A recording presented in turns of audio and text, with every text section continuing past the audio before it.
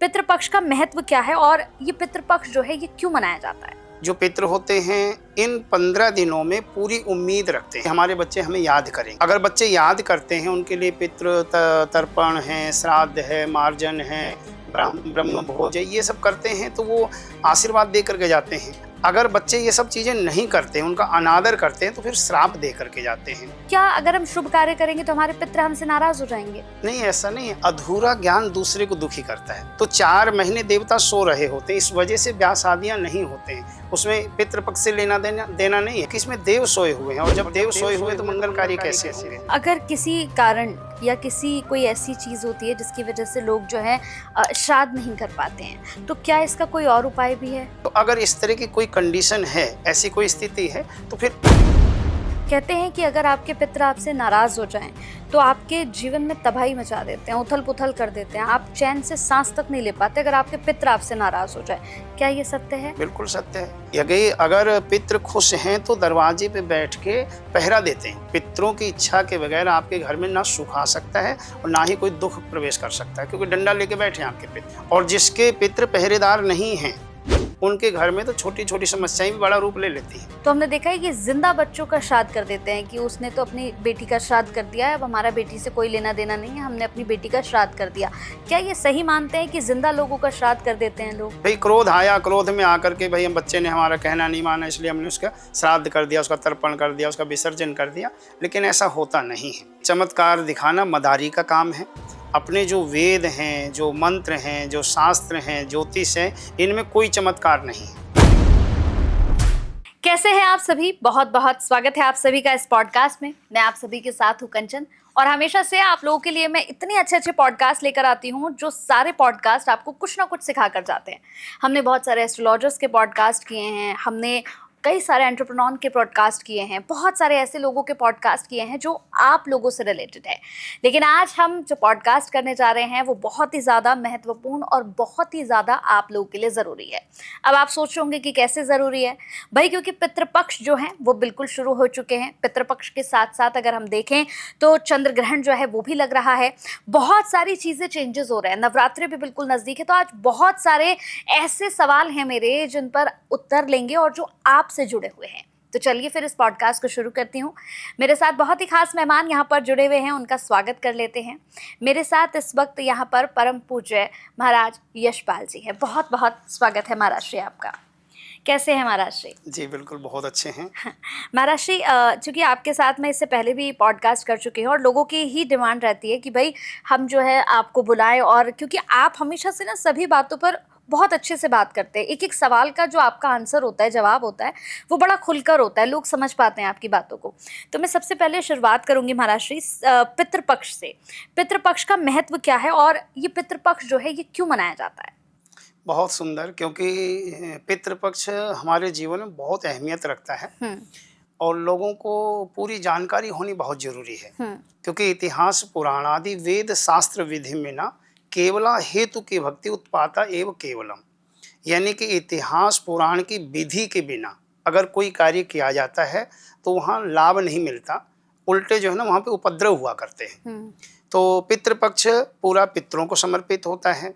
जो पितृ होते हैं इन 15 दिनों में पूरी उम्मीद रखते हैं कि हमारे बच्चे हमें याद करेंगे। अगर बच्चे याद करते हैं, उनके लिए पितृ तर्पण है, श्राद्ध है, मार्जन है, ब्रह्म भोज है, ये सब करते हैं तो वो आशीर्वाद दे करके जाते हैं। अगर बच्चे ये सब चीजें नहीं करते हैं, उनका अनादर करते हैं, तो फिर श्राप दे करके जाते हैं। पितृ रूठे देवता कुछ नहीं दे सकते। अगर पितृ खुश हैं तो देवताओं को देना ही पड़ेगा। इसीलिए पितृपक्ष की एक अहमियत है। पितृपक्ष में अगर पूरी विधि के साथ में पितरों के लिए कार्य किए जाएं तो व्यक्ति का जीवन सुखमय हो जाता है, सारी समस्याएं जीवन की दूर हो जाती हैं। इसीलिए बहुत अच्छा ये आयोजन आपने रखा है पितृपक्ष के ऊपर। बिल्कुल, कहते हैं महाराज श्री कि ये जो पितृपक्ष का समय होता है, ये जो 16 दिन का अंतराल होता है, इन 16 दिनों के अंदर जो है पितृ जो है वो धरती पर आते हैं। तो क्या ये सत्य है? जी हाँ, पूर्णमासी से लेकर के अमावस्या तक, क्योंकि जो पहला श्राद्ध होता है पूर्णमासी का होता है और जो अंतिम श्राद्ध होता है वो अमावस्या का होता है। तो पितृपक्ष में देवताओं की बजाय पितरों का निवास हमारे घर में हुआ करता है। पितृ दरवाजे पे आके बैठ जाते हैं और उम्मीद रखते हैं हमारे बच्चे हमें याद करेंगे। और निश्चित रूप से अगर पितरों का सम्मान होता है, पितरों का स्वभाव होता है क्षणे रुष्टा क्षणे तुष्टा, थोड़े में ही नाराज होना और थोड़े में ही खुश हो जाना। जैसे छोटे बच्चों को देखते होंगे आप, डांट दिया मुंह फुला के एक तरफ बैठ गए, थोड़ा सा प्यार किया आके लिपट जाएंगे। ऐसे ही पितृ हुआ करते हैं। यदि उनको पितृ पक्ष में याद ना किया जाए, नाराज हो जाते हैं, रूठ जाते हैं। पितृ रूठ गए तो ईंट से ईंट बजा देंगे।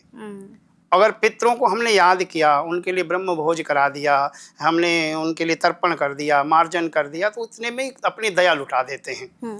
इसलिए वास्तविकता है इन 16 दिनों में पितरों का हमारे घर में निवास होता है। कहते हैं जैसे पितृपक्ष शुरू होते हैं महाराष्ट्री, तो उन दिनों में कोई शुभ कार्य नहीं होता। हमने हमेशा से ये देखा है और हमने सुना भी है कि ना तो शादियां होती हैं इस दौरान, ये जो समय होता है, ना कोई शुभ मंगल कार्य हो सकता है, ना आप अपने घर का इनॉग्रेशन कर सकते हैं। ऐसा क्यों है? मतलब अगर आप शुभ कार्य करेंगे, कहते हैं पितृ तो भाई वही है जो आपके साथ आपके चले आ रहे थे, आपके माता पिता, आपके दादाजी, तो क्या अगर हम शुभ कार्य करेंगे तो हमारे पितृ हमसे नाराज हो जाएंगे? नहीं, ऐसा नहीं है। अधूरा ज्ञान दूसरे को दुखी करता है। जिन लोगों को इस चीज का ज्ञान नहीं है वो लोग कहते हैं इस तरह की बातें। आषाढ़ शुक्ल पक्ष की पूर्णिमा को, एकादशी को देवशयनी एकादशी कहा जाता है। यानी कि आषाढ़ शुक्ल पक्ष की एकादशी को देवता सोते हैं और जागते कब हैं? कार्तिक शुक्ल पक्ष की एकादशी को, यानी जिसे देव उठान एकादशी कहते हैं। तो 4 महीने देवता सो रहे होते हैं, इस वजह से ब्याह शादियां नहीं होते हैं। उसमें पितृपक्ष से लेना देना नहीं है, क्योंकि इसमें देव सोए हुए हैं। और जब देव सोए हुए तो मंगल कार्य कैसे होंगे? क्योंकि मंगल गीत भी गाए जाएंगे, देवताओं की पूजाएं भी होंगी। तो जब देव सो रहे हैं तो वहाँ मंगल गीत नहीं गाए जा सकते। इस वजह से श्राद्धों से ब्याह शादियों कोई लेना देना नहीं है, वो तो देव सो रहे हैं। इस वजह से ब्याह शादियां वगैरह इस समय में नहीं होती। और ये भी कहते हैं कि जो श्राद्ध किया जाता है, तो श्राद्ध के बड़े नियम होते हैं और कहते हैं कि श्राद्ध जो है वो बेटा ही करता है, बेटियां नहीं कर सकती हैं, बहुएं नहीं कर सकती हैं। लेकिन अगर मैं पौराणिक बात यहाँ पर करूँ तो माता सीता ने दशरथ जी को किया था, तर्पण दिया था। तो क्या आज के समय में इन बातों को मानते हैं कि बेटा ही करेगा, बेटियां नहीं कर सकती हैं? ऐसा है, आपत्ति काले मर्यादा नास्ति। शास्त्रों में स्पष्ट आया है कि अगर कोई इस तरह की समस्या है, पुत्र है ही नहीं, केवल बेटी है, तो फिर कौन करेगा? बेटी ही करेगी। अगर बेटा है तो फिर बेटे को करना चाहिए, शास्त्र ये कहते हैं। ऐसा नहीं कहते कि बेटी नहीं कर सकती है या बहू नहीं कर सकती, वो कर सकते हैं। क्योंकि ब्राह्मण वेद मंत्र पढ़ते हैं, ब्राह्मण वेद मंत्र पढ़ करके तर्पण मार्जन और श्राद्ध आदि कर्म करवाया करते हैं। इसीलिए ये चीज़ें अगर प्रिय दर्शकों स्पष्ट कर दूं, अगर आप लोगों के मन में ऐसी कोई भ्रांति है कि केवल बेटा ही पिंडदान कर सकता है, तर्पण कर सकता है, श्राद्ध कर सकता है, ऐसा नहीं है। अगर बेटा है ही नहीं तो ऐसी स्थिति में बेटी कर सकती है, पुत्र वधू भी ये कार्य कर सकती है, इसमें कोई शक नहीं है। पितरों की शांति के लिए कौन से कर्म और कौन से दान जो है महाराष्ट्री, वो सबसे ज्यादा महत्वपूर्ण माने गए हैं? देखिए, पितरों को सबसे पहले तो पिंडदान बहुत पसंद है। अगर पितरों के लिए जौ के आटे के पिंडदान बनाए जाते हैं और ढाक के पत्ते के ऊपर रख करके वो पिंडदान किए जाते हैं, बाद में उसको जल में विसर्जित कर देते हैं पिंडों को। तो पिंड पितरों को बहुत पसंद है। उसके अतिरिक्त आप जो है ना ब्राह्मण भोजन कराएं, क्योंकि ब्राह्मणों से मुखमासी, जो ब्राह्मणों का मुख है वो पितरों का मुख है। यानी जो पितृ हैं ब्राह्मणों के मुख के द्वारा ग्रहण करते हैं। जैसे कि हमें देवताओं को कुछ खिलाना होता है तो अग्नि के द्वारा खिलाते हैं, हम अग्नि में आहुति देते हैं, देवताओं को प्राप्त हो जाती है। ऐसे ही जब हमें पितरों को तृप्त करना होता है, पितरों को भोजन कराना होता है, तो फिर ब्राह्मणों को भोजन कराया जाता है। तो ब्रह्म भोज पितरों को बहुत प्रिय है। उसके बाद में फिर क्या होता है, तर्पण करा जाता है।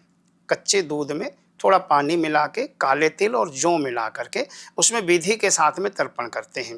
तर्पण की भी विधि होती है। एक तो देवताओं को तर्पण दिया जाता है तो सीधे दिया जाता है इस तरह से, लेकिन पितरों को तर्पण देते हैं तो ऐसे करके तर्पण दिया जाता है, तो उससे पितृ पूर्ण संतुष्ट होते हैं। तिल अगर उसमें हमने शामिल किए हैं तो। उसके बाद मार्जन होता है, उसी जल से जिससे तर्पण किया गया है उसी जल से मार्जन किया जाता है। और जब तर्पण और मार्जन होता है तो पितृ पूर्ण रूप से तृप्त हो जाते हैं, यानी संतुष्ट हो जाते हैं। पितरों की संतुष्टि बहुत जरूरी होती है और खास करके इस पितृ पक्ष में ये क्रिया की जाए तो ज़्यादा लाभ मिला करता है। अगर किसी कारण या किसी कोई ऐसी चीज़ होती है जिसकी वजह से लोग जो है श्राद्ध नहीं कर पाते हैं, तो क्या इसका कोई और उपाय भी है? हाँ, कई बार ऐसा होता है कि जैसे कि जिस दिन श्राद्ध करना था उस दिन कहीं जाना पड़ गया या कुछ और भी मजबूरी हो जाती है, लेडीज़ों वाली भी प्रॉब्लम होती हैं, नहीं घर पे खाना बना पाते हैं, तो अगर इस तरह की कोई कंडीशन है, ऐसी कोई स्थिति है, तो फिर अमावस्या वाले दिन अंतिम दिवस, जो पितृपक्ष का अंतिम दिवस होता है, उस दिन जो है आप भोजन बना करके ब्राह्मणों को भोजन करा दें, कौवे को भोजन कराएं, कुत्ते को भोजन कराएं, गौ माता को जो है ना भोजन करा देना चाहिए, कुछ न कुछ निकाल के दे देना चाहिए।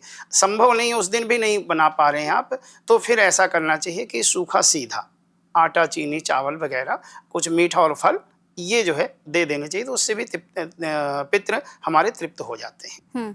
महाराज जी, आज के समय में हम देखते हैं कि लोगों के पास समय की कमी है, लोग बहुत बिजी रहते हैं। कई लोग तो ऐसे हैं जो अपना शहर, अपना देश छोड़कर विदेशों में जाकर शिफ्ट हो गए हैं, तो वो अपनी परंपराओं को निभा नहीं पाते हैं। तो ऐसे में सरल तरीका क्या है जिससे पितरों का हम स्मरण कर सकें? देखिए, समय तो निकालना पड़ता है। जब व्यक्ति के सामने समस्याएं आती हैं तब भी छुट्टियां लेता है, और कोई परेशानी हो जाती है, कई बारी अस्पतालों में एडमिट हो जाते हैं हफ्ते हफ्ते भर के लिए, समय तब भी निकालना होता है। तो मैं तो यही सलाह दूंगा, कोशिश करनी चाहिए पितृपक्ष में अपने पितरों के लिए समय जरूर निकालें। हाँ, बिल्कुल ही मजबूरी है, नहीं हो पा रहा समय, क्योंकि आज के समय में अगर सबसे कीमती वस्तु कुछ है तो वो है समय। समय वास्तव में नहीं है लोगों के पास में, और ऐसी स्थिति में अगर बिल्कुल भी आप समय नहीं निकाल पा रहे तो फिर आपको गायत्री का जाप करना चाहिए। आप सुबह, दोपहर, शाम जब भी बैठ के गायत्री का जाप कर सकते हैं। अपने पितरों की तृप्ति के लिए गायत्री मंत्र का जाप करें, और गायत्री वेदों की माँ है। अगर गायत्री मंत्र का जाप किया जाता है तो पितृ ज़्यादा खुश हुआ करते हैं, अन्न धन के भंडार वो भर देते हैं घर में। अगर गायत्री मंत्र भी जाप नहीं कर पा रहे हैं तो अमावस्या वाले दिन अपने पितरों को तर्पण दे दें। सिर्फ 15-20 मिनट का कार्य होता है। 16वें दिन जो है ना, अमावस्या वाले दिन अपने पितरों के लिए तर्पण करवा दें पंडित जी को बुला करके, उतने में भी वो संतुष्ट हो जाते हैं। ये तर्पण क्या है महाराज जी? तर्पण मतलब कैसे हम कर सकते हैं? तर्पण का मतलब है पितरों को तृप्त करना, उनको पूर्ण रूप से संतुष्ट करना। भगवान विष्णु के शरीर से, उनके पसीने से तिल उत्पन्न हुए थे, और वो तिल जो है ना पितरों को बहुत पसंद है। इसीलिए कच्चे दूध में थोड़ा गंगाजल और पानी मिला के उसमें काले तिल मिला लिए जाते हैं और जौ मिला लिए जाते हैं। तो फिर उसी से जो जो पितरों के नाम याद हैं, जैसे कि किसी के पिताजी जीवित नहीं हैं, पिताजी को तर्पण देना है, या दादाजी को तर्पण देना है, परदादा को तर्पण देना है, उनके नाम याद हैं तो ठीक है। किसी को नाम ही नहीं याद होते, दादा परदादा के नाम याद नहीं होते हैं, तो स्मरण करें कि हम अपने पितृ को, अपने दादाजी को तर्पण दे रहे हैं, अपनी दादी जी को तर्पण दे रहे हैं। नाम याद है तो नाम ले लें, अन्यथा उनको तर्पण दे रहे हैं, और पानी को हाथ में लेकर के इस तरह तर्पयामी बोलते हुए तर्पण दे देते हैं। इसको तर्पण बोलते हैं। इससे तर्पण से पूर्ण रूप से संतुष्ट होते हैं। कहते हैं कि अगर आपके पितर आपसे नाराज हो जाएं तो आपके जीवन में तबाही मचा देते हैं, उथल पुथल कर देते हैं, आप चैन से सांस तक नहीं ले पाते अगर आपके पितर आपसे नाराज हो जाए। क्या ये सत्य है? बिल्कुल सत्य है। पितृ तो हमारे जीवन में अहमियत रखते हैं ना। अगर पितृ खुश हैं तो दरवाजे पे बैठ के पहरा देते हैं वो। अच्छा। पितरों की इच्छा के बगैर आपके घर में ना सुख आ सकता है और ना ही कोई दुख प्रवेश कर सकता है, क्योंकि डंडा लेके बैठे हैं आपके पितर, पहरा दे रहे हैं वो। और जिसके पितर पहरेदार नहीं हैं उनके घर में तो छोटी छोटी समस्याएं भी बड़ा रूप ले लेती हैं। आप देश में हैं, परदेश में हैं, या विदेश चले जाएं, वो आपके साथ में रहते हैं। कहीं पे भी आप परदेश में क्या विदेश में भी अगर गए हुए हो, अपने पितरों को अगर याद रखते हो आप, तो आपकी छाया बन के रहते हैं। वो हर पल आपको सहयोग देते हैं, अन्न धन से पूरित रखते हैं वो फिर जो है ना। इसीलिए ये तो वास्तविकता है। अगर आप पितरों को तर्पण नहीं दोगे, पितरों को याद नहीं करोगे, तो वो वंश रोक देते हैं। वंश वृद्धि अगर होती है तो देवताओं की वजह से नहीं हो सकती। देवता कभी वंश नहीं बढ़ा सकते, देवता पुत्र नहीं दे सकते। पुत्र रत्न अगर प्राप्त हो रहा है तो पितरों की कृपा से होता है। अच्छा। इसलिए पितरों की तृप्ति जरूरी है, पितरों की संतुष्टि जरूरी है। बहुत लोग मैंने देखे हैं पितरों को मानना बंद कर दिया, लोगों के बहकावे में आ गए। किसी ने कह दिया अरे कहीं कुछ नहीं होता। होता कैसे नहीं है? बहुत लोगों के यहाँ, अच्छे अच्छे धनाढ्य लोगों के यहाँ मैंने देखा है कि उनके बच्चे विकलांग पैदा होने लग गए। अगर शरीर से विकलांग नहीं तो दिमाग से विकलांग हो गए, और दिमाग से जो बच्चा विकलांग होगा, समझो उसके घर की संपत्ति किस काम आएगी। बिल्कुल बिल्कुल सही। नरक हो जाती है जिंदगी लोगों की, और ये वास्तविकता में है। इसीलिए अपने पितरों को संतुष्ट रखना बहुत जरूरी है। क्या कुंडली से हम ये यहाँ पर पता लगा सकते हैं महाराज श्री कि आपकी कुंडली में पितृदोष है या नहीं है? कुंडली से पता लग सकता है? जी, शब्द शास्त्रम मुखम ज्योतिषम चक्षुषी, शास्त्र कहते हैं सारे शास्त्रों का जो मुख है वो व्याकरण है। अगर आपने व्याकरण पढ़ रखी है तो आप शुद्ध उच्चारण कर पाएंगे, अन्यथा शब्दों में त्रुटियां होंगी। आप जैसे कि हरियाणा चले जाओ, वहाँ खाने को क्या कहेंगे? खाना, खाना, पीना, जाना। तो अगर व्याकरण नहीं पढ़ी है व्यक्ति ने तो शब्दों की त्रुटियां होंगी। तो शब्दों व्याकरण मुख है शास्त्रों का। ज्योतिष नेत्र है। ज्योतिष समाधान नहीं है, ज्योतिष उपाय नहीं है, ज्योतिष मार्गदर्शक है। ज्योतिष हमें ये बता सकती है आपकी जन्म कुंडली में ये दिक्कत है, इसका ये समाधान होना चाहिए। फिर आप पे निर्भर करता है आप समाधान कर रहे हो या नहीं कर रहे हो। कहीं हमें जाना है, ज्योतिष ये बता सकती है ये मार्ग जा रहा है, वहाँ के लिए ऑटो भी जाते, मेट्रो भी जा रही, बस भी जा रही, क्या साधन पकड़ के जाना है वो आप पे निर्भर करता है। ऐसे ज्योतिष में भी उपाय हुआ करते हैं। ज्योतिष में 5वां और 12वां कुंडली में 2 स्थान होते हैं, पंचम और द्वादश भाव। इन दोनों के मालिक अगर कमजोर हैं तो स्पष्ट है उस व्यक्ति की कुंडली में पितृदोष है। अच्छा। हाँ, ज्योतिष से देखा जाएगा इस चीज को। और फिर उसके समाधान, उसको क्या करना चाहिए, स्टोन पहनने की आवश्यकता है उसको, या फिर जो है उसको कोई दान पुण्य करने की आवश्यकता है। कुछ लोगों के तो लिए तो बहुत सरल उपाय होता है कि गंगा जी में स्नान करो और वहाँ पे कुछ दान दे के आ जाओ, पितृदोष मिट जाएगा। मतलब पितृदोष कितना है वो कुंडली से देखा जा सकता है, और उसका कौन सा समाधान होना चाहिए वो कुंडली में देख के बताया जाता है। लोग करते हैं, लाभ मिलता है। अपने पितरों की शांति के लिए या पितृ दोष से मुक्ति के लिए हमने सुना कि लोग जो है गया जाते हैं। कहते हैं कि अगर आप गया जी जाएंगे तो ही जो है आपके पितरों को शांति मिल पाएगी। अगर आप नहीं गए वहाँ या आपने कहीं पर भी कर लिया तो नहीं मिलेगी। तो हर व्यक्ति तो गया जी नहीं जा सकता महाराज श्री, तो क्या उनके पितरों को शांति नहीं मिलेगी? ये तो आपने ना बहुत ही अच्छा प्रश्न किया है। हाँ। क्योंकि वास्तव में व्यक्ति सोचता कहाँ जाएंगे गया जी, इतनी दूर कैसे कर पाएंगे। गया नाम का जो एक पिंड था उसके 3 भाग हुए। एक बिहार में गया जी में है, दूसरा हरियाणा में पेहवा में है, अच्छा, और तीसरा हरिद्वार में। तो 3 जगह विभक्त कर दिया गया इसको, गया नाम के पिंड को।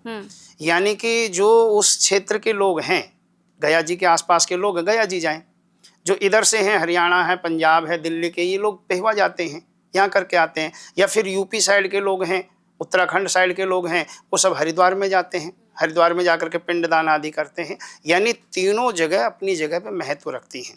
गया जी जाने का मतलब होता है कि जैसे किसी की पितृ की आत्मा भटक रही है। होता सब कुछ है, जब तक हम पे नहीं बीती तब तक पाखंड है, पाखंड बेकार की बातें तब तक। लेकिन बीतती है ना, लूटने वाले मिलते हैं। हाँ। रास्ता बताने वाला नहीं मिलता फिर, क्योंकि होता सब कुछ है, सब पे बीतती है, समय आता है तो सब कुछ मनवा देता है वो। तो अगर किसी की कुंडली में पितृ दोष है या उनके पितृ भटक रहे हैं और वो बहुत परेशान कर रहे हैं, तो ऐसी स्थिति में गया श्राद्ध का महत्व बढ़ जाता है। वहां जाकर के पिंड दान करके उन्हें स्थान दिया जाता है और कहा जाता है कि आप हमारे यहाँ न रह करके आप यहाँ पे रहो, हमें आप परेशान मत करो, हमसे कोई उम्मीद मत रखो, आज हमने आपको यहाँ पे स्थान प्रदान कर दिया, आप मुक्त हो जाएं। ऐसा कहते हुए गया जी में उनको स्थान दे दिया जाता है। जो पितृ रुष्ट हैं, हमसे नाराज हैं या हमें परेशान कर रहे हैं, वो वहाँ रह जाते हैं। जो हमारे अनुकूल हैं, हमें लाभ देते हैं, हमारी रक्षा करते हैं, वो हमारे घर आ जाते हैं। उसके बाद में फिर क्या होता है, या तो श्रीमद् भागवत जी की कथा करवाई जाती है। अगर वो नहीं कर सकते, काफी खर्चा होता है इसमें, तो अगर वो नहीं कर सकते तो फिर सपाद लक्ष्य 1.25 लाख गायत्री के जाप करवा करके, दशांश 12,500 और ऊपर से गायत्री का जाप करवा करके और उनको पूर्ण रूप से तृप्त कर लिया जाता है, संतुष्ट कर लिया जाता है। ये पूरी विधि है। अच्छा, पितृ नाराज हो जाते हैं और इसके बहुत सारे संकेत होते हैं महाराज श्री। जैसे बहुत सारे लोगों से हमने सुना कि मेरे सपने में मेरे दादाजी आए लेकिन मेरे दादाजी ने कपड़े नहीं पहने हुए थे, या फिर मुझे सपने में बार बार कोई जो नहीं है, मेरे दादाजी या फिर पिताजी या फिर दादी, मतलब बार बार मेरे पितृ दिख रहे हैं। तो क्या कुछ इस तरह के संकेत मिलते हैं या फिर इसके अलावा भी कुछ और संकेत हैं जो मिलने लग जाते हैं कि पितृ नाराज हैं आपसे? सपनों को कभी अनदेखा नहीं करना चाहिए। अच्छा। सपने जो ना संकेत कर रहे होते हैं।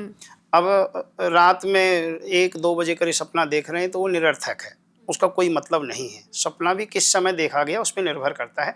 ब्रह्म मुहूर्त में, सुबह आप 4 बजे से लेकर के 6 बजे के बीच में जो स्वप्न देख रहे हैं उसका प्रभाव होता है, अच्छा या बुरा, और उनके समाधान भी होते हैं। अगर आपको कोई बुरा सपना दिखाई दे गया, आप उस सपने को तुरंत किसी को बता दो, किसी को सुना दो। या आपके घर में तुलसा जी का पौधा है तो तुलसा महारानी को आप वो सपना सुना दो, या पीपल है आसपास में, पीपल के पास में उस सपने को सुना दो, तो उसकी अनिष्टता समाप्त हो जाती है, जो भी दोष होता है खत्म हो जाता है। और अगर आप उसको अनदेखा कर रहे हैं, सोच रहे हैं ऐसे आ गया होगा, तो फिर अनहोनी भी हो जाती है, वो होती देखी गई है लोगों के साथ में। जैसे कि देखा कि हमारे पितृ निर्वस्त्र हैं, वृंदा, जलंधर की पत्नी वृंदा ने देखा कि उसका पति जलंधर मूड़ मुड़ाए, नग्न अवस्था में, शरीर में तेल लगा रखा है, खर आरूढ़ गधे के ऊपर बैठा हुआ है और दक्षिण दिशा की ओर जा रहा है। ऐसा स्वप्न देखा, समझ गई कि अनिष्ट होने वाला है।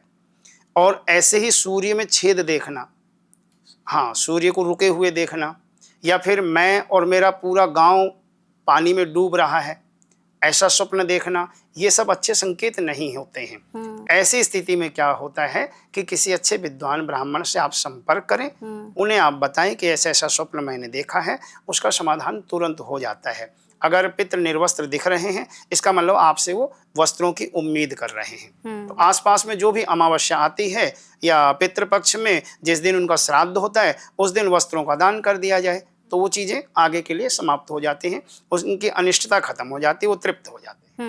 कुछ लोग क्या करते हैं कि मेरे पितृ जो है, मेरे पितरों को, मतलब जैसे अगर दादाजी किसी के गुजर गए हैं तो वो कहते हैं मेरे जो दादाजी थे उन्हें सिगरेट बहुत पसंद थी, तो मैं जो है अब किसी ब्राह्मण को जब खाना देने जाऊंगा तो मैं एक सिगरेट का डिब्बा भी जो है, सिगरेट भी उन्हें देकर आऊँगा।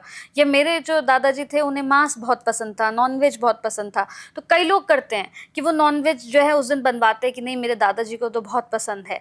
क्या ये सही है? बिल्कुल गलत है, ये इस तरह से नहीं होना चाहिए, क्योंकि पितृ, आपके पिताजी एक मनुष्य थे, मनुष्य की योनि में थे, और वो तामसी चीजें भक्षण कर रहे थे, लेकिन वो देवताओं की श्रेणी में जा चुके हैं, अब वो पितरों की श्रेणी में जा चुके हैं। जब व्यक्ति की अंतिम क्रियाएं होती हैं तो अंतिम क्रियाएं बार बार नहीं होती, जीवन में एक ही बार होती हैं। आप यज्ञ, हवन, कथा, पूजा पाठ कभी भी करवा सकते हैं घर में, लेकिन व्यक्ति के मृत्यु के बाद की जो क्रियाएं होती हैं, गरुड़ पुराण का सुनना, गायत्री के जाप करवाना, उनका सपिंडन, षोडशी पिंडी, ये सब जो ना बार बार नहीं होते, ये एक ही बार होते हैं। तो इसलिए जिस दिन 13वीं होती है उस दिन सपिंडन करवाया जाता है, उनके पिंडदान 16 पिंड करवाए जाते हैं। उसके बाद में फिर एक पिंड को ब्राह्मण काटते हैं और काट करके उस पिंड को पितरों की श्रेणी में उस व्यक्ति को पहुंचा देते हैं कि अब आप मनुष्य की योनि में नहीं हो, अब आप पितरों की श्रेणी में चले गए, यानी देवताओं के समान हो गए हो आप। तो अब जब वो देवता बन गए तो मांस भक्षण कैसे करेंगे, है ना, मदिरा कैसे पिएंगे। तो इस तरह से प्रिय दर्शकों, अगर इस तरह की कोई भी भ्रांति आपके मन में है, आगे के लिए इस बात का ध्यान अवश्य रखना। ऐसा ना हो पंडित जी आके बैठे और सीधी बोतल खोल दो उनके आगे, वो नहीं लेंगे, क्योंकि आपके पितृ जो है ना देवतुल्य हैं, और देवता ये सब चीजें अभक्ष भक्षण नहीं किया करते हैं। जैसे हमने बहुत बार देखा महाराज श्री कि कुछ लोग ऐसे होते हैं कि जब उनके माता पिता जीवित होते हैं, जिंदा होते हैं, तो उन्हें वृद्धाश्रम छोड़ आते हैं कि नहीं हम आपको नहीं रख सकते हैं, उनको वृद्धाश्रम में जाके छोड़ आए। लेकिन जब वो नहीं रहे तो पूरे विधि विधान के साथ जो है उनका श्राद्ध कर रहे हैं, उनका तर्पण कर रहे हैं, तो क्या पितृ वो स्वीकार करते हैं कि हमारे जीते जी तो तुमने हमें पूछा नहीं कभी, और आज हम नहीं है तो तुम पूरे विधि विधान के साथ हमारा श्राद्ध कर रहे हो, तो क्या वो उसे स्वीकार करते हैं? अगर पश्चाताप हो गया तो, अच्छा, व्यक्ति ने अपनी गलतियों को एहसास कर लिया कि हमने वास्तव में गलतियां करी थी, और ऐसी गलतियां नहीं होनी चाहिए, तो फिर अगर तर्पण मार्जन वगैरह कर रहे हैं तो पितृ दयालु होते हैं। मैंने बताया ना, थोड़े में नाराज होना, थोड़े में ही खुश हो जाना। अगर बच्चे अपनी गलती स्वीकार कर लें तो फिर वो स्वीकार करते हैं, इसलिए करना चाहिए। चलो आपने जो गलतियां करी जीवन में कर दी, लेकिन आगे ऐसा ना हो। आपने श्रीमद् भागवत जी की कथा अगर सुनी हो तो उसमें गोकर्ण और धुंधकारी की कथा आती है। धुंधकारी दुष्ट बच्चों की संगत में रहते हुए बिगड़ गया, वो मांस मदिरा आदि का सेवन करने लग गया। माता पिता का इतना अपमान किया उसने कि पिता ने घर का त्याग कर दिया, वन में चले गए तपस्या करने। माँ ने कुएं में कूद के आत्महत्या कर ली। तो माता पिता जिस बच्चे की वजह से आत्महत्या करने में मजबूर हो जाएं, क्या उसके पितृ क्षमा कर सकते हैं? क्या देवता क्षमा कर सकते हैं? धुंधकारी प्रेत योनि में गया। गोकर्ण जी ने उसकी प्रेत मुक्ति के लिए श्रीमद् भागवत जी की कथा रखी और उससे कहा, रे भले आदमी, मैंने तो गया जी में पिंडदान कर दिए तेरे, तो अभी भी प्रेत योनि में है। तो देखिए वहां पे धुंधकारी ने कहा, भैया मुझसे जो गलतियां हुई थी आज मुझे उनका एहसास है, क्योंकि मेरे जैसा पापी व्यक्ति तो पिंडदान करने से भी मुक्त नहीं हो सकता। तब गोकर्ण जी ने यही शब्द कहे थे, ठीक है, तुझे अपनी गलती का एहसास हो गया है, अब तू भागवत सुन, तेरी मुक्ति अवश्य होगी। तो उसने पूरी विधि के साथ में भागवत सुनी और धुंधकारी की मुक्ति हो गई थी, सायुज्य मुक्ति हो गई थी बल्कि। तो ऐसा होता है। हाँ महाराज जी, जैसे कई लोग देखे हमने कि अगर वो अपने बच्चों से, जैसे बहुत बार आपने भी खबरें सुनी होंगी कि किसी की लड़की जो है कहीं चली गई या किसी ने माता पिता की बात नहीं मानी, कहीं और विवाह कर लिया, तो हमने देखा है कि जिंदा बच्चों का श्राद्ध कर देते हैं कि उसने तो अपनी बेटी का श्राद्ध कर दिया है, अब हमारा बेटी से कोई लेना देना नहीं है, हमने अपनी बेटी का श्राद्ध कर दिया। क्या ये सही मानते हैं कि जिंदा लोगों का श्राद्ध कर देते हैं लोग? देखिए ये क्रोध है। हाँ। व्यक्ति को क्रोध आया तो उसने अपने हिसाब से जो मन में आया वो कर दिया। हाँ। लेकिन शास्त्रों में ऐसा कोई नियम नहीं है, क्योंकि शास्त्रों के विरुद्ध जो भी चीज होती है वो ठीक नहीं होती है। भाई क्रोध आया, क्रोध में आकर के भाई हम बच्चे ने हमारा कहना नहीं माना इसलिए हमने उसका श्राद्ध कर दिया, उसका तर्पण कर दिया, उसका विसर्जन कर दिया, लेकिन ऐसा होता नहीं है और ये गलत है ऐसा जो है ना, क्योंकि बच्चों को स्वतंत्र छोड़ना चाहिए। भाई शुरू से ही आप अगर उनकी शिक्षा पे ध्यान दे रहे हो तो उनके संस्कार पे भी ध्यान दो। बिल्कुल। अधिकांश माता पिता से कहाँ पे गलतियां होती है, सिर्फ शिक्षा पे ध्यान देते हैं। वो चाहते हैं हमारा बेटा डॉक्टर बने, इंजीनियर बने, साइंटिस्ट बने, बनाओ उसको, कौन मना करता है, लेकिन उसको संस्कार भी तो दे करके रखो। अगर संस्कार विहीन आपका बच्चा हो गया तो सारी संपत्ति धरी रह जाएगी, सारी शिक्षा धरी रह जाएगी। इसीलिए अपने बच्चों को संस्कार से जोड़ करके रखो, बाकी वो कुछ भी करे, फिर कोई भी सर्विस करे या अपना खुद का बिजनेस करे, लेकिन संस्कारित होना बहुत जरूरी होता है। जो बच्चे संस्कारहीन हो जाते हैं वो इस तरह की गलतियां करते हैं, भाग जाते हैं इधर उधर। भाई ठीक है, आपको अगर किसी से लगाव हो गया, किसी से आप प्रेम कर रहे हो, प्रेम करना कोई बुरी बात नहीं है, लेकिन अपने घर वालों को विश्वास में लो। बिल्कुल। उनको बताओ सारी बातें, उनको विश्वास में लेकर के आगे बढ़ो। आप घर से भाग जाना तो कायरता हो गई, आत्महत्या कर लेना ये कायरता है एक किस्म से। अगर ऐसी कोई कठिनाई किसी के जीवन में आ रही है, अपने घर वालों को विश्वास में लेना चाहिए, अपने घर वालों को पूरी बात बताएं, क्योंकि माता पिता से अच्छा सलाहकार दुनिया में कोई नहीं हो सकता। माता पिता से अच्छा गुरु दुनिया में कोई नहीं हो सकता। अगर कोई व्यक्ति दूसरा सलाह देगा तो पहले अपना लाभ देखता है, वो मेरा क्या लाभ होगा इससे, फिर आपको सलाह देगा। लेकिन माँ बाप पहले अपने बच्चे का देखते हैं, इसका क्या लाभ होगा, अपने बारे में नहीं सोचते हैं। बिल्कुल। इसीलिए प्रिय दर्शकों, मैं उन बच्चों से कहूँगा जो गुमराह हो जाते हैं, गुमराह होने की आवश्यकता नहीं है। अपने माता पिता का विश्वास जीतिए। जो भी समस्या आपके जीवन में आई है, अधिकांश घटनाएं कहाँ घट रही हैं, बच्चों के साथ में अगर कुछ हो गया वो अपने माता पिता से शेयर नहीं करते हैं, अपने माता पिता को नहीं बताते हैं, और वो चीज़ें धीरे धीरे बहुत अधिक बढ़ जाती हैं, जिससे जीवन में समस्याएं आती हैं। बिल्कुल। लोग कहते हैं कि पितृदोष होने की वजह से आपकी शादियां भी नहीं हो पाती हैं और आपके बच्चे भी नहीं हो पाते हैं, मतलब आप मतलब वंश भी नहीं आगे आपका बढ़ पाता। क्या ये सत्य होता है? बिल्कुल। आपने अभी कुछ देर पहले कहा था क्या पितृ ईंट से ईंट भी बजा देते हैं, तो वास्तविकता में है ये। अगर पितृ नाराज हैं तो फिर वंश वृद्धि नहीं होगी। वंश वृद्धि कब होगी? जब शादी होगी, यानी शादी भी नहीं होगी फिर। और अगर शादी नहीं है, बच्चे नहीं हैं, फिर किसके लिए कमा रहा है व्यक्ति? बिल्कुल। फिर तो जीने का उद्देश्य खत्म हो गया ना उसका। भाई किसके लिए जोड़ें, किसके लिए कमाएं, कमाएं भी तो किसके लिए? तो इसलिए जो ना पितरों की संतुष्टि जरूरी है, पितरों का खुश रहना जरूरी है। अगर पितृ खुश हैं तो फिर कोई कमी जीवन में नहीं रहती। नहीं है। पितृपक्ष में किए गए दान पुण्य का फल केवल पितरों को ही मिलता है या फिर जो साधक होता है उनको भी मिलता है? दोनों को मिलता है। दोनों को। हाँ जी, उसमें क्या है कि पितृ तो तृप्त हो रहे हैं और हम उनको देकर के तृप्त हो रहे हैं। आप देखिए, आप किसी को भोजन कराएं, कोई भूखा व्यक्ति बैठा हुआ है, आप उसको भोजन करा रहे हैं, तो जितना आनंद उसको खाने में आ रहा है ना, उतना आनंद आपको खिलाने में आ रहा है। बिल्कुल। आप उसको देखेंगे, मन बड़ा खुश होगा आपका कि चलो हम इसका पेट भर रहे हैं, इसको तृप्त कर रहे हैं। ऐसे ही पितरों का भी होता है। जब हम पितरों के लिए कोई चीज अर्पण कर रहे होते हैं, पितरों से ज्यादा खुशी हमें होती है कि हम अपने पितरों को फल खिला रहे हैं, हम उनको भोजन करा रहे हैं, और ब्राह्मण के अंदर वो आकर के उस चीज को ग्रहण करते हैं, पूर्ण रूप से खुश होते हैं फिर वो। तो इसलिए दोनों को लाभ मिलता है इसमें। अब पितृपक्ष के दौरान जो हम अपने पितरों को खिलाते हैं, अपने पितरों के लिए निकालते हैं, हमने देखा है कि उसमें गाय को भी खिलाने की एक परंपरा है, कौओं को भी खिलाने की परंपरा है, तो इसका क्या महत्व होता है? इसमें शास्त्रों में एक विधान बनाया गया है हाँ। कि अगर आपको पितरों को तृप्त करना है तो ब्राह्मण को भोजन कराएं, गौ माता को भोजन कराएं, क्योंकि गौ माता में सभी देवी देवताओं का निवास होता है। कौवे को अमृतत्व का वरदान है, तो कौवे को देखते होगे आप, कोई भी फल खाता है वो, और कहीं पे भी जाकर के वो बीट कर देता है तो वहां पर उस फल का वृक्ष पैदा हो जाता है, वहां पौधा उत्पन्न हो जाता है। और ऐसे ही जो है ना कुत्ते को जो है ना बहुत विश्वासी माना गया है। एक ऐसा जीव होता है जो अपने स्वामी से बहुत प्रेम करता है, अपने स्वामी के लिए अपनी जान भी दे देता है। और इस तरह की काफ़ी फिल्में भी बनी हैं, काफ़ी जगह पढ़ने को भी मिलता है। तो इसीलिए ब्राह्मण, गौ, कौवा और कुत्ता, इनको भोजन कराने से पितृ संतुष्ट होते हैं और वो बहुत प्रसन्न होते हैं इनको भोजन कराने से। पितरों का आशीर्वाद और पितरों का श्राप, ये दोनों जीवन को किस तरह से प्रभावित करते हैं? यदि पितरों का आशीर्वाद है तो जीवन में सब कुछ है, क्योंकि आप मकान की इच्छा रखते हैं, पितृ प्रसन्न आपके, तो मकान की आपकी इच्छा निश्चित रूप से पूरी होगी। और अगर आप कोई उद्योग शुरू कर रहे हो, कोई फैक्ट्री लगा रहे हो आप, तो आप अपने पितरों को याद करके कार्य शुरू करो, निश्चित सफलता मिलेगी। ऐसे ही मतलब कि हमारे जीवन में जो खुशियां हैं पितृ देते हैं। अगर पितृ नाराज हैं तो ये सारी चीजें छीन लेते हैं। यदि पितृ आपके खुश नहीं हैं तो बार बार एक्सीडेंट होगा, चोट चपेट लगती रहेगी, अकाल मृत्यु का भय बना रहेगा, डर बना रहेगा हर समय दिमाग में।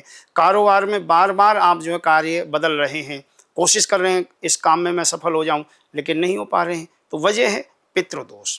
अगर पितृ आपके नाराज हैं तो इस तरह की दिक्कतें आएंगी ही आएंगी, कहीं ना कहीं समस्या बनी रहेगी जीवन। जैसे ही पितृपक्ष खत्म होते हैं, हमने देखा है ठीक उसी के बाद माता रानी के नवरात्रे शुरू हो जाते हैं, और नवरात्रों की तो एक अलग ही अपनी छटा होती है। इस दिन के लिए लोग इंतज़ार करते हैं कि भाई नवरात्रे अब आने वाले हैं। तो ऐसा क्यों है कि जैसे ही पितृपक्ष खत्म हुआ वैसे ही नवरात्रे शुरू हो गए? इसका क्या महत्व है? पितरों की कृपा अगर हो जाती है तो फिर देवताओं की कृपा होती है। हाँ। तो पितृपक्ष समाप्त होते ही देवताओं की कृपा आरंभ हो जाती है। और कुपुत्रो जायेत क्वचिदपि कुमाता न भवति, पुत्र कुपुत्र देखे गए हैं। पुत्र कई बारी माँ का अनिष्ट करते देखा गया कि पुत्र के द्वारा माँ का अनिष्ट हुआ, बुरा हुआ, लेकिन माँ के द्वारा पुत्र का अनिष्ट हुआ ऐसा नहीं देखा जाता। इसीलिए माँ से बढ़कर के दयालु दुनिया में कोई नहीं है। तो श्राद्ध पक्ष समाप्त होते ही और माँ का पक्ष आरंभ हो जाता है, और फिर माँ की पूजाएं शुरू हो जाती है। घर घर में आनंद और खुशियाँ छा जाते हैं। जिस घर में कन्याएं जीमती हैं उस घर में कन्याओं का जब झूठन गिर जाता है ना, तो स्वयं माँ भगवती आके निवास करने लग जाती हैं। इसीलिए तुरंत जो है ना श्राद्धों के बाद में माँ भगवती की पूजा आरंभ होती है। अच्छा, तो क्या ये संयोग है महाराज श्री, या कोई गहरा आध्यात्मिक यहाँ पर कारण है कि पितृपक्ष के बाद ही नवरात्रे शुरू होते हैं? जी हाँ, इसमें बताया ना मैंने कि पहले पितरों की कृपा, हाँ, और फिर देवताओं की कृपा। हाँ। इससे पहले आप सावन का महीना चल रहा था, पितरों से पहले सावन का महीना चल रहा था। सावन में भगवान शिव की पूजा चल रही थी। उसके बाद में कन्हैया जी का आ गया, भादव का महीना आ गया, क्योंकि उधर देव सो रहे हैं ना। देव सोने के बाद में ये 4 महीने जो है ना बहुत खुशियों के आते हैं। इन 4 महीनों में शादियां भले ही ना होती हों, लेकिन खुशियां देखिए आप, देव सोते ही सावन का महीना आ जाता है, फिर कन्हैया जी की पूजा का, उनकी छठी का महीना आ जाता है भादव का। उसके बाद में फिर ये आश्विन का महीना आ गया, आश्विन में पितृपक्ष आ गया। पितृपक्ष के बाद में तुरंत माँ भगवती की स्थापना शुरू हो जाती है, घर में माँ भगवती की पूजा शुरू हो जाती है। तो एक संयोग है ये पूरा कि देवताओं के द्वारा ये एक प्रक्रिया बनाई गई है, इसलिए प्रक्रिया के निमित्त ही ये सारी चीजें हो रही हैं। तो क्या कोई ऐसा सरल उपाय है जो पितृपक्ष और नवरात्रि में अगर हम करते हैं, कोई भी व्यक्ति करता है, तो उसके घर में सुख आता है, उसके घर में माँ लक्ष्मी का निवास होता है? क्या कोई ऐसा उपाय है? हाँ, पितृपक्ष में अपने पितरों के लिए जो भी श्राद्ध हैं, तर्पण हैं, मार्जन हैं, पिंडदान आदि ये आप करें पितृपक्ष में, जो कि ये सब सुलभ हैं, बहुत सरलता से किए जा सकते हैं। किसी भी ब्राह्मण को आप अपने बोलें और वो पंडित जी आके सारी चीजें करवा दें। ये तो पितरों के लिए हो गया। ऐसे ही माँ भगवती के लिए होता है। अगर संभव हो आप किसी ब्राह्मण से घर में पाठ करवाएं। दुर्गा सप्तशती के पाठ होते हैं, उसमें 13 अध्याय होते हैं दुर्गा सप्तशती में, और 700 श्लोक होते हैं इन 13 अध्याय में। तो इसलिए इसको सप्तशती कहा गया है। और इसके 100 पाठ अगर व्यक्ति करवा लेता है तो माँ भगवती, माँ काली, माँ लक्ष्मी, माँ सरस्वती और माँ दुर्गा के स्वरूप में उस घर में विद्यमान हो जाती हैं।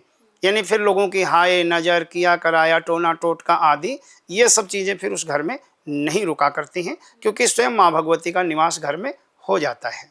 अगर आपको कोई ऐसा उपाय देना हो महाराष्ट्री जो जिंदगी को तुरंत बदल दे, क्योंकि हमने बहुत से लोगों को देखा है, आपने भी देखा होगा, सोशल मीडिया का ज़माना है महाराष्ट्री, लोग रातों रात अमीर होना चाहते हैं, रातों रात लोग चाहते हैं कि हम करोड़पति बन जाएं। कई लोग जो हैं वो चल रहा है कि भाई आप यहाँ हथेली पे लिख लो तो आप करोड़पति बन जाओगे। तो क्या आपके पास ऐसा कोई उपाय है कि इंसान की ज़िंदगी ही बदल जाए? देखिए, अगर कोई चमत्कार कर दिखा रहा है तो मदारी है फिर। हाँ। क्योंकि चमत्कार दिखाना मदारी का काम है।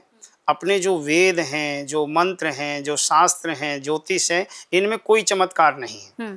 ये सब चीज़ें तो जो है ऐसी हैं कि करोगे तो पाओगे, करना पड़ेगा। जैसे कि आप, जैसे बहुत अच्छा प्रश्न आपका कि व्यक्ति के पास समय कम है, उपाय ऐसा हो कि ज़्यादा लाभ दे। तो जैसे दुर्गा जी के 32 नाम हैं, पितृपक्ष के बाद में नवरात्रि आरंभ होते हैं।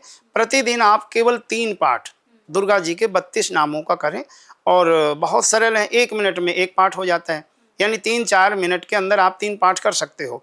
तो दुर्गा जी के 32 नामों का पाठ ये पूरे नवरात्रों में किया जाए तो इससे निश्चित है धन धान्य की वृद्धि होगी, घर में जिस चीज़ का अभाव होगा वो चीज़ की प्राप्ति होगी, और सद्बुद्धि बच्चों को और परिवार के लोगों को प्राप्त होगी। ये मेरा प्रैक्टिकल किया हुआ है, मेरा अध्ययन किया हुआ है, और मैंने इसको आजमा करके देखा। दुर्गा जी के 32 नाम, दुर्गा, दुर्गा आर्तिशमनी, दुर्गा पद्वी निवारणी, इस तरह करके 32 नाम है माँ के। इनका पाठ 3 पाठ प्रतिदिन करे व्यक्ति नवरात्रों में, चमत्कार होगा, निश्चित रूप से इच्छाएं पूरी हों। महाराज जी, जब पितृपक्ष की और नवरात्रि की बात हो रही है तो यहाँ पर एक मेरे मन में एक असमंजस है, एक सवाल ऐसा है कि हमने देखा है कि आपने कहा कि लोग जो हैं, अगर लोगों के अंदर पश्चाताप होगा तो अगर वो सारे जीवन माँ बाप की रिस्पेक्ट ना करें, और अगर पश्चाताप लेकर वो श्राद्ध करते हैं तो पितृ उसे स्वीकार करते हैं, क्योंकि पितृ बहुत देर तक अपने बच्चों से तो नाराज़ रहते नहीं हैं। लेकिन हम देख रहे हैं कि पश्चाताप की जो एक श्रेणी है, जो एक फहरिस्त है, वो तो कहीं ना कहीं ख़त्म सी हो गई है महाराष्ट्री। अगर ऐसा नहीं होता तो वृद्धाश्रम में लाइनें नहीं लगती। आज के समय में हम देखते हैं कि अपने शादी होती है और माँ बाप को जाकर वृद्धाश्रम छोड़ाते हैं, क्योंकि बहू देख रेख नहीं कर सकती है। तो ऐसा क्यों है? संस्कारों का इतना अभाव क्यों हो रहा है हमारे देश में? देखिए, कलिना धर्म मित्रेण धरेयम बाधिता धुना। कलयुग का जो मित्र है वो है अधर्म। अधर्म का कार्य क्या है कि भले हमारी एक आंख फूट जाए, पड़ोसी की दोनों जानी चाहिए। हाँ। पड़ोसी सुखी नहीं रहना चाहिए हमारा। ये कलयुग का जो मित्र है अधर्म, ये करवा रहा है। ऐसे लोगों की सोच में परिवर्तन आ रहा है धीरे धीरे। आप पूजन पाठ के लिए कह दें, बहुत सारे मंदिरों में मैंने देखा है आरती पंडित जी कर रहे हैं, कोई घंटी बजाने वाला भी नहीं होता है। तो ये क्या संस्कार का ही तो अभाव है। यहाँ पे गलती माँ बाप कर रहे हैं, बाद में माँ बाप को ही भोगना पड़ता है। क्योंकि शुरुआत में अपने बच्चों को उन्होंने क्या जोर दिया, बेटा पढ़ो, 24 घंटे पढ़ो पढ़ो पढ़ो। लेकिन संस्कार भी, पहले आप देखते होंगे कि घर में कोई मेहमान आ गया तो घर के बड़े बूढ़े कहते थे चल पैर छू, लेट करके पैर छू, दोनों हाथों से पैर छू। आज नहीं कह रहे माता पिता, आज माता पिता ये कह रहे कोई बात नहीं, मॉडल जमाना है। तो अब मॉडल जमाना है तो भाई भोगना भी पड़ेगा फिर। तो वास्तविकता में क्या है कि शिक्षा के साथ में संस्कार ये अगर दिया जाएगा, बचपन में अगर हमने पौधा लगाया है तो उस पौधे की देख रेख करनी पड़ेगी। बिल्कुल। अगर हमने पौधे की देख रेख कर ली और वो वृक्ष बन गया ना, फिर वो टेढ़ा नहीं होगा। अगर बचपन में ही पौधा टेढ़ा होकर वृक्ष बन गया, उसको जीवन भर आप सीधा नहीं कर सकते हो। बिल्कुल। तो बचपन में संस्कार अगर हम नहीं दे पाए तो फिर समस्याएं आएंगी। बिल्कुल। दूसरा एक और बात जो ना, जैसे कि बच्चों की शादी हुई, बहू घर में आ गई। अब बहू ने अपने पति से कहा कि मुझे साड़ी खरीदनी है। बेटे ने कहा चल अभी खरीदवाता हूँ। पत्नी ने कहा मुझे वहाँ घूमने चलना है, चल अभी लेके चलता हूँ। तो बीच से माँ बाप का रोल खत्म कर दिया उसने। अगर पत्नी ने कहा मुझे ये चीज़ चाहिए, तो वहाँ पे उसका पति का कर्तव्य बनता है कि माँ को बोल, माँ दिलवाएगी, ये काम माँ का है। या मुझे कहीं घूमने जाना है, ठीक है पिताजी से पूछ लेते हैं। तब उसको पता चलेगा माँ बाप का रोल है, इनकी मुझे आवश्यकता पड़ेगी, इनके बगैर मेरा काम नहीं चलेगा। बिल्कुल। अगर उनके बगैर काम चल रहा है तो फिर वो क्यों पूछेगी उनको। लेकिन आजकल की बहुओं का हो गया है कि अगर आप पूछने के लिए जाएंगे तो कहेंगे कि आप उनसे क्यों पूछ रहे हैं, मतलब अब मुझे कहीं आप लेकर जाएंगे तो उसके लिए भी क्या जाकर आप परमिशन लेंगे। तो आजकल तो ये चल रहा है। हाँ, तो यहाँ पे उसको पति को ना अपनी पत्नी को विश्वास दिलाना पड़ेगा। भाई मैं उनसे जुड़ा हुआ हूँ, मेरी बेल है, और बेल से फल अगर अलग हो गया ज्यादा दिन नहीं चलेगा, वो सूख जाएगा फिर जो ना। बेल से फल जुड़ा ही रहे तो ज्यादा अच्छा रहेगा। तो इसलिए जब बच्चे पढ़े लिखे होते हैं, मैच्योरिटी होती है, समझते हैं इन चीजों को जो है, लेकिन गलती नहीं होनी चाहिए। जहाँ अभी मैंने बताया लड़के कई बार ऐसी गलतियां करते हैं, तब इस तरह की दिक्कतें आया करती हैं। महाराज जी, एक और समाज में हमारे दुविधा चल रही है, और ये सवाल अक्सर अमूमन मैंने देखा है कि लोग पूछते हैं, या फिर लोगों के मन में रहता है जो नहीं पूछ पाते हैं, कि आज के समय में हम बेटों को शिक्षा देते हैं। हम जो है यहाँ पर बेटों को तो शिक्षा, मतलब कैसी शिक्षा देते हैं कि जाओ तुम बहुत पढ़ो, तुम बाहर जाओ, तुम विदेश जाओ, तुम घूमो फिरो, तुम सब करो, हम ये बेटे को सिखाते हैं। लेकिन बेटी को हम कहते हैं कि नहीं, तुम नज़र नीचे करके चलो, सबका सम्मान करो। और हम कहीं ना कहीं बेटे को ये सिखाना भूल जाते हैं कि तुम्हें बेटियों की इज्जत करनी है। तो जब इतना हाईटेक ज़माना है महाराज जी, हम इतना आगे बढ़ गए हैं, देश इतना आगे बढ़ गया है, तो फिर आज भी हम बेटियों को क्यों सिखाते रहते हैं? हम बेटों को ये क्यों नहीं सिखाते हैं कि आपको बेटियों की इज्जत करनी है? ये चीजें ना दिमाग फिट कर दी गई हैं कि सिर्फ बेटों को छूट दी गई है, बेटियों को छूट नहीं दी गई, दिमाग में फीड कर दी गई है, लेकिन ऐसा नहीं है। अगर मॉडल जमाना चल रहा है तो बेटियां आज प्लेन उड़ा रही हैं। अगर पाकिस्तान में आक्रमण करके आ रही हैं तो बेटियां आक्रमण करके आ रही हैं, तो बेटियों को छूट दी गई तब तो करके आ रही हैं वो। ऐसा नहीं है, आज के समय बेटा और बेटी को बराबर का सम्मान मिल रहा है। शिक्षा में भी बेटियां बेटों से बहुत आगे निकल रही हैं, बहुत अच्छे अंक लेकर के निकल रही हैं। और अगर फिर भी किसी व्यक्ति के अंदर ये धारणा है कि बेटी को कैद करके रखा जाए, बेटी को समझा करके रखा जाए, तो अगर वो धारणा उनको बदलनी पड़ेगी, समय के साथ चलना पड़ेगा। क्योंकि बेटियों को भी वो छूट दे करके चलो जो आप अपने बेटे को दे करके चल रहे हो। ठीक है, अपनी मर्यादा में रहो, संस्कार दे करके रखो और उनके ऊपर नजर बना करके रखो, ये जरूरी है। आप इस बात को मानते हैं महाराज जी कि आज के समय में माता पिता क्या कर रहे हैं, बच्चों को गाड़ियां दे रहे हैं, कार दे रहे हैं, लेकिन संस्कार नहीं दे पा रहे हैं? क्या आप मानते हैं इस बात को? हाँ, आधुनिक जमाना है, सुविधाओं की आवश्यकता है, सुविधाएं दो, लेकिन उनको कंट्रोल में भी रखो, उनके ऊपर नज़र भी रखो। ऐसा नहीं कि पूरी छूट दे दी, आप कहीं पे भी जाओ, कुछ भी करो, कब आ रहे हो कब नहीं आ रहे हो, ये माँ बाप को ध्यान रखना पड़ेगा। बेटा तुम इतने पैसे ले गए तो कहाँ खर्च किया, उसका हिसाब मांगो। आवश्यकता है तुम ले जाओ, जितना खर्चा करना करो, लेकिन उसका हिसाब भी तो दो हमें। अगर आप हिसाब रखना शुरू कर दोगे तो बच्चे को पता है कि इसका हिसाब देना पड़ेगा, वो अनाप शनाप नहीं खर्चा करेगा, अनाप शनाप जगह नहीं जाएगा। अगर उसको लग रहा है कि कोई नियंत्रण मेरे ऊपर नहीं है, तो फिर निश्चित है वो इधर उधर जाएगा ही जाएगा, फिर समस्याएं सामने आएंगी ही आएंगी। इसीलिए कंट्रोल होना बहुत ज़रूरी है माता पिता के द्वारा। बच्चे को ये रहे कि हाँ मुझ पे नज़र है मेरे परिवार वालों की, और संस्कार पहले ऐसे दे करके रखो कि ज़्यादा नज़र रखने की आवश्यकता ही ना पड़े। महाराज जी, ये जो पितृपक्ष का जो ये 16 दिन का अंतराल है, ये 16 दिन का समय है, इसमें कौन कौन सी सावधानियां जो है हमें बहुत ज़्यादा रखनी है? देखिए, एक तो सबसे पहले 7 तारीख से ही जो है ना श्राद्ध आरंभ हो रहे हैं, और 7 तारीख को सूर्य ग्रहण है, खग्रास चंद्र ग्रहण है 7 तारीख को, और ये खग्रास चंद्र ग्रहण रात्रि के 9:57 से आरंभ होगा। सूर्य ग्रहण का जो सूतक लगता है वो 12 घंटे पहले लग जाता है, और चंद्र ग्रहण का जो सूतक लगता है वो 9 घंटे पहले लगता है। यानी रात के 9:57 से ग्रहण आरंभ है, तो दिन के 12:57 से इसका सूतक लग जाएगा। और सूतक के समय में खाना पीना और काटना, ये सारी चीज़ें वर्जित होती हैं। इसलिए जो भी आप अपने पितरों के लिए पूर्णमासी का श्राद्ध करते हैं, वो सब 12:57 से पहले पहले कर लें। यानी उस दिन कर सकते हैं पूर्णमासी को, लेकिन दोपहर के 12:57 से पहले आपने जो भी क्रियाएं अपने पितरों के लिए करनी है वो कर लें। इस चीज़ का ध्यान रखेंगे, सावधानी बरतने की आवश्यकता है। दोपहर के 12:57 से लेकर के और रात्रि के 9:57 तक फिर कोई भी आपको पूजा नहीं करनी है। आपका जो मंदिर है उसका पट बंद कर देना चाहिए। आप केवल मंत्रों का जाप कर सकते हैं, मूर्तियों को स्पर्श नहीं कर सकते, जोत नहीं जला सकते। इन सब चीज़ों का विशेष करके ध्यान रखना जरूरी है। एक आखिरी प्रश्न और है महाराज जी, जो लोग इन परंपराओं पर विश्वास नहीं करते हैं, भरोसा नहीं करते, इन्हें अंधविश्वास मानते हैं, चाहे पितृपक्ष हो, चाहे चंद्र ग्रहण हो, या फिर हमारे जितने भी सनातन में हमारे पर्व आते हैं वो सभी हो, बहुत से हमारा यूथ खास तौर से जो है जेनजीज जिसे हम कहते हैं, वो लोग इस पर विश्वास नहीं करते। वो कहते हैं कि सच वही है जिसका सबूत हो, जिसका प्रमाण दिया जा सके। उनके लिए क्या संदेश होगा? उनके लिए यही कहना चाहूँगा कि हमारे शास्त्र झूठे नहीं हैं, हमारे देवी देवता झूठे नहीं हैं। अगर कोई कहे कि मैं सूर्य को नहीं मानता, सूर्य निकल रहा है और सूर्य निकला हुआ है लेकिन मैं मानता ही नहीं हूँ, सूर्य होता भी है, भैया ना मान। तेरे ना मानने से सूर्य निकलना बंद थोड़ी कर देगा। या कोई कहे कि हवा चल रही है, दिख ही नहीं रही कहीं, मैं तो मानता ही नहीं हवा चल रही है। वो परमात्मा इतना दयालु है। आप पानी की एक कैन खरीदने जाते हो तो 20-25 रुपए की मिलती है, टंकी में पानी भरोगे तो उसका बिल भरना पड़ता है।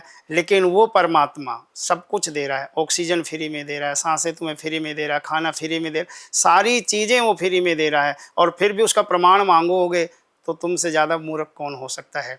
इसीलिए तो मैं तो उन लोगों को यही कहूँगा कि भैया परमात्मा है तो मानो या ना मानो, वो अपना जब समय आता है मनवा देता है, और लोगों को मानते देखा है। मेरा तो अनुभव है ज़िंदगी का। बहुत लोग ऐसे थे जो कहते थे हम तो मानते ही नहीं, हम भी ये कहते थे भैया नहीं मानते मत मानो। जब उनके ऊपर बीती तो पैरों में गिर गए आकर के, महाराज जी मैं तो सब कुछ मानता हूँ। हम कहते हैं भैया ये तो पंडितों ने खाने पीने के एक तरीके ढूंढ रखे हैं, क्यों मान रहे हो तुम? कह रहे नहीं, वास्तविकता में सब कुछ होता है। वो कब मानते हैं? जब उन पे बीतती है। लेकिन प्रिय दर्शकों, सब कुछ है, परमात्मा से दयालु कुछ नहीं है। अवश्यमेव भोक्तव्यम कृतम कर्म शुभाशुभम, जो भी शुभ या अशुभ कर्म आप करेंगे अवश्यमेव भोक्तव्यम, वो भोगने ही पड़ेंगे। चाहे वो कर्म आपने जान के करे या अनजाने में करे, आपने छुप करके करे या प्रत्यक्ष किए, उसके कैमरे सब जगह लगे हुए हैं, उससे नहीं बच सकता कुछ भी। इसीलिए सब कुछ भोगना पड़ता है। कौन काहू सुख दुख करिदाता, निज कृत कर्म भोगु सब भ्राता। अपने किए हुए कर्मों को हर कोई भोगता है। परमात्मा न किसी को सुख देते हैं न दुख देते हैं। आप जैसे कर्म करोगे वैसा फल आपको प्राप्त होगा, ये निश्चित है। बिल्कुल। और मुझे लगता है कि महाराज श्री ये एक जीवन की बहुत बड़ी सच्चाई है कि कर्म तो आपको करने पड़ेंगे। आप ईश्वर पर भरोसा रखें, लेकिन अगर आप कर्म नहीं करेंगे तो भी आपको फल नहीं मिल पाएगा। आप मानते हैं इस बात को? बिल्कुल। जो लोग भाग्य के सहारे रहते हैं तो वो आलसी कहलाते हैं। कर्म करना पड़ेगा। ये भूमि जो है ना, कर्म भूमि कही गई है, यानी कर्म करोगे तो पाओगे। भाग्य में है और तुम अपने आप को कमरे में बंद कर लोगे तो भाग्य क्या करेगा? बिल्कुल। इसलिए कर्म कर करके लोगों ने पाया है। जिन लोगों की किस्मत में कुछ नहीं था उन लोगों ने कर्म किया है, और कर्म करके सब कुछ पाके दिखाया है। और कहा भी गया, सकल पदार्थ है जग माही, कर्महीन नर पावत नाही। मतलब संसार में सब कुछ है और सबके लिए है, लेकिन कर्महीन व्यक्ति के लिए कुछ नहीं। जिसने कर्म ही नहीं करना। भाई अगर हमें पास होना क्या करना पड़ेगा? पूरे साल पढ़ना पड़ेगा। पास होने के लिए पूरे साल पढ़ना पड़ेगा, और फेल होने के लिए मत पढ़ो। कुछ नहीं करना उसमें, जो ना फेल अपने आप हो जाओगे। तो वही चीज है, कर्म तो करना पड़े। बिल्कुल। बहुत अच्छा लगा महाराज श्री। और मैंने जैसे शुरुआत में कहा कि आपके साथ जब भी मुझे समय मिलता है कि मैं पॉडकास्ट करूं या आपके साथ मुझे चर्चा का भी समय मिलता है तो बहुत कुछ सीखने को मिलता है। और मुझे उम्मीद है कि जितने लोग इस पॉडकास्ट को देख रहे होंगे उन्हें भी बहुत कुछ समझ आया होगा। पितृपक्ष को लेकर बहुत लोग इस वक्त डरा रहे हैं, भ्रमित कर रहे हैं कि आपके पितृ नाराज हो जाएंगे, आप ये कर लो, आप वो कर लो। मुझे लगता है इस पॉडकास्ट में सारी जानकारी है, पितृपक्ष में क्या करना है, किन सावधानियों का आपको ध्यान रखना है। नवरात्रों को लेकर भी हमने इसमें बात की है। तो ये पूरा पॉडकास्ट आपके लिए बहुत ज़्यादा ज़रूरी और मुझे लगता है बहुत काम आने वाला है। तो इस पॉडकास्ट को ज़रूर देखिएगा, दोस्तों के साथ शेयर भी ज़रूर कीजिएगा। बहुत बहुत धन्यवाद महाराज श्री आपका। राधे राधे।